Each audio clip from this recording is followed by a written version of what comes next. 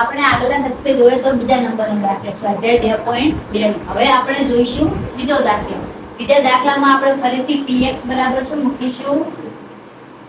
0. px ની જગ્યાએ 0 મૂકશું. 2x + 5 એમને મૂકીશું.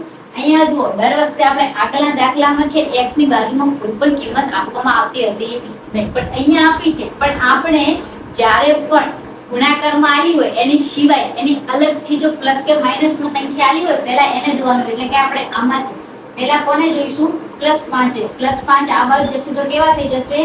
-5 બરાબર 2x. હવે 5 માંથી 0 જાય તો 5 વધે.